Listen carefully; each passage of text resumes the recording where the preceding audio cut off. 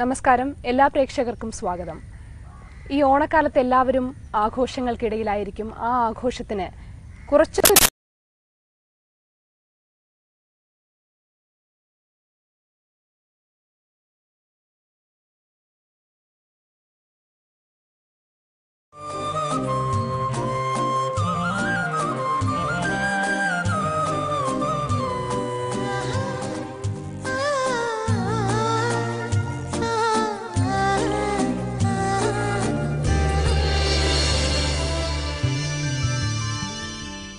ഓണത്തിന്റെ ഒരുക്കങ്ങളൊക്കെ അവിടെ വരികയായി. ഓണത്തിന്റെ ഒരുക്കങ്ങൾ ഇത്തവണത്തെ ഓണം എനിക്ക് കുറച്ചുകൂടെ സ്പെഷ്യലാണ്. കാരണം എൻ്റെ എല്ലാ ഫാമിലി മെമ്പേഴ്സും ഒന്നിച്ചിട്ടുണ്ടാകുന്ന ഒരു ഓണമാണ് ഇത്തവണ. കാരണം കഴിഞ്ഞ വർഷം അതിന് മുമ്പത്തെ വർഷമൊക്കെ ഒന്നുകിൽ ഞാൻ അനിയത്തി പുറത്താണ് പഠിക്കുന്നത്, അപ്പോൾ അത് കാരണം അവളുണ്ടാവില്ല, അച്ഛനും അമ്മയും ഞാനും മാത്രമേ ഉണ്ടാവുള്ളൂ. അപ്പോൾ അങ്ങനെയൊക്കെ ആയിരുന്നു. പക്ഷെ ഇത്തവണ അനിയത്തി വന്നിട്ടുണ്ട്. ഓണത്തിന് ഞാൻ കണ്ണൂർ വീട്ടിൽ പോകും. അപ്പോൾ അത് കാരണം ഒരുപാട് നാളിന് ശേഷം എല്ലാവരും ഒന്നിച്ചുള്ളൊരു ഓണമാണ് ഇത്തവണ. കണ്ണൂരാണോ എല്ലാ പ്രാവശ്യം ഓണത്തിന് അങ്ങനെ പോകാൻ പറ്റാറുണ്ടോ ഈ സിനിമയുടെ തിരക്കുകൾക്കിടയിലൊക്കെ? ഞാൻ ആക്ച്വലി ഇതുവരെയുള്ള എല്ലാ ഓണത്തിനും കണ്ണൂർ പോയിട്ടുണ്ട്. പലപ്പോഴും ഷൂട്ടിൻ്റെ ഇടയിലൊക്കെ ആണെങ്കിലും ഭാഗ്യവശാൽ എനിക്ക് 2 ദിവസമൊക്കെ ഓഫ് കിട്ടും. ഞാൻ ആ 2 ദിവസം കണ്ണൂർ പോകും. അപ്പം അത് കാരണം ഇതുവരെ എല്ലാ ഓണത്തിനും നാട്ടിലുണ്ടായിട്ടുണ്ട്. ഞാൻ തന്നെ പൂക്കളം ഇട്ടിട്ടുണ്ട്. പിന്നെ എന്തൊക്കെയാണ് സെലിബ്രേഷൻസ് ഒക്കെ ഇവിടെ നാട്ടിൽ പോയി കഴിഞ്ഞാൽ എന്തൊക്കെയാണ് ഉള്ളത്? ഓണത്തിന് ഒരുപാട് ഇപ്പം ഞാൻ കുറേ കേട്ടിട്ടുണ്ട്, ഒരുപാട് എന്താ പറയുക, ഓണത്തപ്പന വെക്കുക അങ്ങനെയുള്ള കാര്യങ്ങളൊന്നും നമുക്ക് അവിടെ ഇല്ല, കണ്ണൂരില്ല. പക്ഷെ പൂവിടും, മുറ്റത്തും നടുമുറ്റത്തും വീട്ടിനകത്തൊക്കെ പൂവിടും. അത്തം തൊട്ട് 10 ദിവസം പൂവിടും. പിന്നെ അടുത്ത വീട്ടിലൊക്കെ പൂവിട്ടത് കാണാൻ പോകും. പിന്നെ അന്നൊരു നല്ല സദ്യ ഉണ്ടാവും. സദ്യ എന്ന് പറയുമ്പോൾ നമ്മുടെ നാട്ടിൽ പച്ചക്കറി സദ്യ അല്ല, നോൺ വെജ് സദ്യ ആയിരിക്കും. പക്ഷെ എന്നാലും ഒരുപാട് കസിൻസും റിലേറ്റീവ്സും എല്ലാവരും വീട്ടിൽ വരും, അല്ലെങ്കിൽ ഞാൻ അവരുടെ വീട്ടിലേക്ക് പോകും. അപ്പോൾ അങ്ങനെ ഒരു ഫാമിലി മെമ്പേഴ്സ് എല്ലാവരും ഒത്തുകൂടുന്ന ഒരു നല്ല ദിവസം ആണ് ഓണം. പലപ്പോഴും സമൃദ്ധിയുടെ ഒരു കരിയർ എടുത്തു കഴിഞ്ഞിട്ടുണ്ടെങ്കിൽ തുടക്ക സിനിമകൾ രസികൻ, നേരറിയാൻ, CBI, ചന്ദ്രോത്സവം വലിയ വിജയങ്ങളല്ലാത്ത സിനിമകളായിരുന്നു. പക്ഷെ അവിടെ നിന്ന് സമൃദ്ധ ഒരുപാട് മാറി, ഒരുപാട് ഹിറ്റ് സിനിമകളുടെ ഒരു ഭാഗമായി മാറി. ഒരുപക്ഷെ വേറെ ചില നടികളായിരുന്നെങ്കിൽ ഒരു ഭാഗ്യം ഇല്ല എന്നൊക്കെ പറഞ്ഞ് അവർ വേണേൽ ഫീൽഡിൽ നിന്ന് പോയേനെ. പക്ഷെ സമൃദ്ധ പിടിച്ചു നിന്നു. എനിക്ക് തോന്നുന്നു രസികൻ എന്ന സിനിമയിൽ ഞാൻ നായികയായിട്ട് അഭിനയിച്ചു. ആ സിനിമ വലിയ രീതിയിൽ സക്സസ് ആവാതെ പോയി. പക്ഷെ അതിനുശേഷം ഞാൻ നായികയായിട്ട് മാത്രമേ അഭിനയിക്കുള്ളൂ എന്നൊരു തീരുമാനത്തോടെ ഇരുന്നതായിരുന്നെങ്കിൽ ഒരുപക്ഷെ ഞാൻ ഇന്ന് വീട്ടിലിരിക്കുന്നുണ്ടാവും. പക്ഷെ അതിനുശേഷം രസികന് ശേഷം വന്ന നല്ല കഥാപാത്രങ്ങളൊക്കെ ഞാൻ അക്സെപ്റ്റ് ചെയ്തു. ക്യാരക്ടർ റോൾസും ഞാൻ ചെയ്തു. അങ്ങനെ ഒരു 2007 വരയ്ക്കും ഞാൻ ചെയ്ത മിക്ക സിനിമകളും ഈ പറഞ്ഞ പോലെ ഒരു കമേഴ്ഷ്യൽ സക്സസ് ഒന്നും ആയിരുന്നില്ല. ഒരു ചെറിയ വിഷമമൊക്കെ എനിക്കും ഉണ്ടായിരുന്നു. പക്ഷെ 2007 ഞാൻ അടുത്തിടെ ചെയ്ത 3 സിനിമകളും അത്തവണത്തെ ഹിറ്റായിരുന്നു. അറബിക്കഥ, ചോക്ലേറ്റ്, ഹലോ തുടങ്ങി 3 ഹിറ്റ് സിനിമകൾ വന്നു. അപ്പോൾ അതിനുശേഷം എനിക്ക് തന്നെ അറിയാം ഒരുപാട് പേര് ഭാഗ്യനായിക എന്നൊക്കെ വിളിച്ചു തുടങ്ങി. അതുവരയ്ക്കും ഒരുപാട് സിനിമകൾ നല്ല രീതിയിൽ പോവാതിരുന്നപ്പോൾ നേരെ തിരിച്ചു പറഞ്ഞവരും ഉണ്ട്. അങ്ങനെയുള്ള അനുഭവങ്ങളൊക്കെ ഉണ്ട്? അങ്ങനെ മോശം ഭാഗ്യമില്ലാത്ത നടി, രാശിയില്ലാത്ത നടി എന്നോട് ഇതുവരെ നേരിട്ട് ആരും ഒന്നും പറഞ്ഞിട്ടില്ല. പക്ഷെ ഞാൻ പുറമേ നിന്ന് കേട്ടിട്ടുണ്ട്.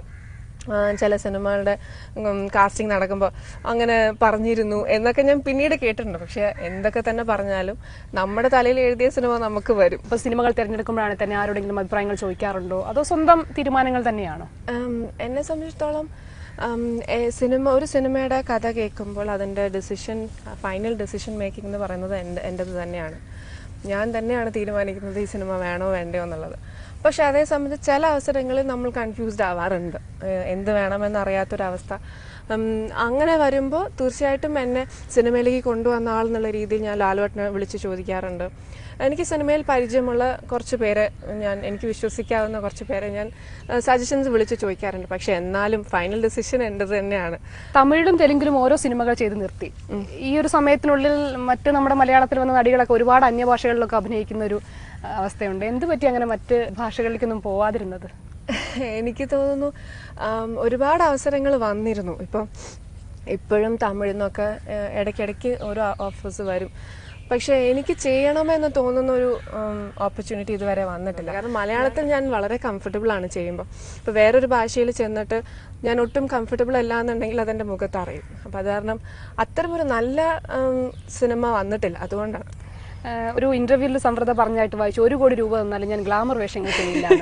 അങ്ങനെ ഒരു നടിക്ക് നിർബന്ധം പിടിക്കാൻ പറ്റുമോ? അല്ലെങ്കിൽ ചിലപ്പോൾ ചില സമയങ്ങളിലെങ്കിലും കഥാപാത്രങ്ങൾക്ക് വേണ്ടിയെങ്കിലും ചില ഗ്ലാമർ വേഷങ്ങൾ അല്ലെങ്കിൽ അങ്ങനത്തെ കഥാപാത്രങ്ങൾ ചെയ്യേണ്ടി വരാറില്ലേ? ഒരിക്കലും അത് എളുപ്പമുള്ള കാര്യമല്ല. ഇപ്പം അങ്ങനെ നമ്മൾ പറയുന്നത് കൊണ്ട് നമുക്ക് ഒരുപാട് അവസരങ്ങൾ നഷ്ടപ്പെടാം, ഒരുപാട് എന്താ പറയുക ഫെയിം നഷ്ടപ്പെടാം, മോണിറ്ററി ബെനിഫിറ്റ് നഷ്ടമാണ്. അങ്ങനെ നോക്കുകയാണെങ്കിൽ ഒരുപാട് നഷ്ടമുണ്ട്. പക്ഷെ എന്നെ സംബന്ധിച്ചിടത്തോളം എനിക്ക് ഇതിലെല്ലാത്തിലും ഉപരി എൻ്റെ മനസ്സിൻ്റെ സന്തോഷവും സമാധാനമാണ് വലുത്. അപ്പോൾ അത് കാരണം അത് നഷ്ടപ്പെടുത്തിക്കൊണ്ട് എനിക്ക് ഒരു പബ്ലിസിറ്റിയോ ഫെയിമോ അല്ലെങ്കിൽ ഒരു സൂപ്പർ സ്റ്റാർ പദവിയോ എനിക്ക് വേണ്ട. സമ്പ്രദായം നേരത്തെ പറഞ്ഞിട്ടുണ്ട്, ഒരു കുറെ കാലം കഴിയുമ്പോൾ നമ്മുടെ കുട്ടികൾ ടി-വിയിൽ സിനിമ വരുമ്പോൾ കാണുമ്പോൾ അയ്യേ ഇത് മോശമായി പോയി എന്ന് പറയുന്ന ഒരു അവസ്ഥ ഉണ്ടാവരുതെന്ന്. തീർച്ചയായിട്ടും. എനിക്കിപ്പോൾ കുറെ വർഷങ്ങൾ കഴിഞ്ഞെന്നില്ല, ഇപ്പൊ തന്നെ എൻ്റെ ഫാമിലി മെമ്പേഴ്സും എൻ്റെ റിലേറ്റീവ്സും വളരെ അഭിമാനത്തോടെയാണ് എൻ്റെ സിനിമകളെ കുറിച്ച് പറയുന്നതും എൻ്റെ എന്തെങ്കിലും ഒരു കാര്യം ടി-വിയിൽ വരുമ്പോഴും അത്രയും എക്സൈറ്റഡ് ആയിട്ടാണ് അവരെല്ലാവരും കാണുന്നത്. അപ്പോൾ അവരെല്ലാവരും എനിക്ക് തരുന്നൊരു റെസ്പെക്റ്റ് ഉണ്ട്. ഇപ്പൊ ഇൻഡസ്ട്രിയിൽ തന്നെ എനിക്ക് ഇതുവരെ ഒരു മോശം എക്സ്പീരിയൻസ് ഈ ഒരു ഫീൽഡിൽ വന്നിട്ടുണ്ടായിട്ടില്ല. അപ്പം അതെല്ലാം എനിക്ക് കിട്ടിയിട്ടുള്ളത് എനിക്ക് തോന്നുന്നു ഞാൻ ഉണ്ടാക്കിയിട്ടുള്ള ഒരു എന്താ പറയുക, ഞാൻ ചെയ്തിട്ടുള്ള സിനിമകളും എനിക്ക് കിട്ടിയിട്ടുള്ള കഥാപാത്രങ്ങളുമാണ് എനിക്കത് തന്നിട്ടുള്ളത്. അപ്പം അത് നഷ്ടപ്പെടുത്താൻ എനിക്ക് താല്പര്യമില്ല. ഇപ്പോൾ ഒരുപാട് സിനിമകളിൽ അഭിനയിച്ചു. ഒരു സിനിമ ഒന്നേ പറയാൻ പാടുള്ളൂ, ഒരു കഥാപാത്രം അല്ലെങ്കിൽ ഒരു സിനിമ ഏറ്റവും ഇഷ്ടപ്പെട്ടത്? സിനിമ എന്ന് ഞാൻ പറയുന്നില്ല, എനിക്ക് കിട്ടിയ കഥാപാത്രങ്ങളിൽ എപ്പോഴും ഒരുപാട് വാത്സല്യം തോന്നിയിട്ടുള്ള ഒരു കഥാപാത്രം തീർച്ചയായിട്ടും വാസ്തവത്തിലെ സുരഭിയാണ്. കാരണം എനിക്ക് തോന്നുന്നു ഏറ്റവും കൂടുതൽ ആളുകൾ സിനിമ അന്ന് റിലീസായ സമയത്ത് ഒത്തിരി പേര് തിയേറ്ററിൽ പോയി കണ്ടിട്ടില്ല സിനിമ. പിന്നീട് ടി-വിയിൽ വരുമ്പോഴും CD ആയിട്ടിട്ടും ഒക്കെ ആയിട്ട് ഒരുപാട് പേര് വിളിച്ച് ചില കാര്യങ്ങൾ പറഞ്ഞിട്ടുള്ളത് ഒരിക്കലും മറക്കാനാവാത്ത ചില കോംപ്ലിമെന്റ്സ് തന്നിട്ടുള്ള ഒരു കഥാപാത്രമായിരുന്നു. പിന്നെ ആ സിനിമയിൽ ആ കഥാപാത്രം എനിക്ക് എന്റെ കരിയറിൽ ഒരുപാട് ഗുണം ചെയ്തു. ഇനി ഞാൻ കുറച്ച് ഇഷ്ടങ്ങളെ കുറിച്ച് ചോദിക്കാം, ഒറ്റ വാക്കിൽ മറുപടി പറയണം. ഇഷ്ടപ്പെട്ട ഭക്ഷണം? ഐസ്ക്രീം. ഇഷ്ടപ്പെട്ട നിറം? വെള്ള. ഇഷ്ടപ്പെട്ട നടൻ? അയ്യോ, നടന്മാർ എന്ന് ചോദിക്കണം, പക്ഷെ ഒരാളെ പറയാൻ ബുദ്ധിമുട്ടുണ്ട്. ഞാൻ അമിതാഭ് ബച്ചന്റെ വലിയ ഫാനാണ്. നടി? ഒരുപാട് നടിമാരുണ്ട്, എങ്കിലും ശോഭന എന്ന ആക്ട്രസിനെയും ഡാൻസറെയും ഞാൻ ഒരുപാട് ആരാധിക്കുന്നുണ്ട്. ശോഭന. ഇഷ്ടപ്പെട്ട സ്ഥലം? കണ്ണൂർ. പാചകമൊക്കെ ചെയ്യോ? അറിയോ? ഇല്ല. എനിക്കിഷ്ടമാണ്. ഞാൻ എപ്പോഴും പറയുന്നൊരു കാര്യം, എനിക്ക് പഠിക്കണമെന്ന് ആഗ്രഹമുണ്ട്. ഞാൻ ഓരോ ന്യൂ ഇയറിനും ഞാൻ എടുക്കുന്ന റെസൊല്യൂഷൻ ഞാൻ ഈ വർഷം കുക്കിംഗ് പഠിക്കും എന്നൊക്കെയാണ്. പക്ഷെ ഇതുവരെയ്ക്കും അത് നടന്നിട്ടില്ല. എനിക്ക് മനസ്സുകൊണ്ട് എനിക്ക് തിയറി പാർട്ട് എനിക്ക് മൊത്തം അറിയാം, ഇന്ന കറിയിൽ ഇന്ന സാധനങ്ങൾ എന്ന് എനിക്കറിയാം. പക്ഷെ അത് പ്രാക്ടിക്കലായിട്ട് ഇതുവരെ ചെയ്തിട്ടില്ല എന്നുള്ളതാണ് സത്യം. അതിനുള്ളൊരു അവസരം എനിക്ക് പലപ്പോഴും തന്നിട്ടില്ല. വീട്ടിൽ അമ്മയും അമ്മമ്മയും അനിയത്തിയും ഒക്കെ നന്നായിട്ട് കുക്ക് ചെയ്യും. അത് കാരണം എനിക്കൊരു ചാൻസ് ഇതുവരെ എൻ്റെ പരീക്ഷണം നടത്താൻ കിട്ടിയിട്ടില്ല. സൗന്ദര്യ സംരക്ഷണമൊക്കെ നിങ്ങൾക്ക് ഒരുപാട് ഈ ഒരു ലൈറ്റും അങ്ങനത്തെ പ്രശ്നങ്ങളൊക്കെ വരും. അപ്പം എങ്ങനെയാണ് സൗന്ദര്യ സംരക്ഷണത്തിലൊക്കെ എന്തൊക്കെയാണ് ചെയ്യാറ്? ഞാൻ ആകെ ചെയ്യാറുള്ളത് ദയവായിട്ട് തന്നത് നശിപ്പിക്കാതിരിക്കാനേ ഞാൻ ശ്രമിച്ചിട്ടുള്ളൂ. എപ്പോഴും വളരെ സെൻസിറ്റീവ് സ്കിന്നാണ് എനിക്ക്. അപ്പോൾ അത് കാരണം ഒരുപാട് പ്രോഡക്ട്സ് ഒന്നും പരീക്ഷണ വസ്തുക്കളൊന്നും മുഖത്തിടാറില്ല. മേക്കപ്പ് എപ്പോഴും നമ്മൾ ഫ്രീക്വൻ്റ് ആയിട്ട് മേക്കപ്പ് യൂസ് ചെയ്യുന്ന കാരണം ക്ലീനിങ് എപ്പോഴും ക്ലീനായിട്ട് മുഖം വയ്ക്കുക എന്നുള്ള, ഷൂട്ടില്ലാത്തപ്പോൾ അല്ലെങ്കിൽ വീട്ടിൽ നിൽക്കുമ്പോഴൊന്നും മേക്കപ്പ് യൂസ് ചെയ്യാറേ ഇല്ല. അങ്ങനെ നോക്കാറുണ്ട്. പിന്നെ വെയിലത്തൊക്കെ നമ്മൾ ശരിക്കും പുറമേ നിന്ന് കാണുമ്പോഴായിരിക്കും സിനിമാ നടിമാർക്ക് എന്ത് സുഖമായിരിക്കും. പക്ഷെ ഞങ്ങൾ ഏത് നേരം വെയിലത്ത് നിൽക്കുന്നവരാണ്. ഒരുപാട് ലൈറ്റും ഒക്കെ കൊണ്ട് എപ്പോഴും സ്കിന്നിന് പ്രശ്നങ്ങളായിരിക്കും. അപ്പോൾ അത് കാരണം വളരെ എന്താ പറയുക, അത്തരം ഒരുപാട് പ്രശ്നങ്ങൾ ഉള്ളത് കാരണം ഉള്ള സ്കിന്നും വലിയ കുഴപ്പമില്ലാതെ നോക്കുക എന്നുള്ളത് മാത്രമേ ചെയ്യാറുള്ളൂ. സാധാരണ നടിമാരെ കുറിച്ച് പറയാറുണ്ട്, അവരത്ര ലോകത്ത് എന്താണ് നടക്കുന്നതിനെ കുറിച്ച് അവർക്ക് വലിയ വിവരമൊന്നും. പക്ഷെ സമൃദ്ധിയെ കുറിച്ച് അങ്ങനെയല്ല പറയുന്നത്, കുറച്ച് കാര്യഗൗരവമുള്ള ഒരു കുട്ടിയാണെന്നാണ് പറയുന്നത്.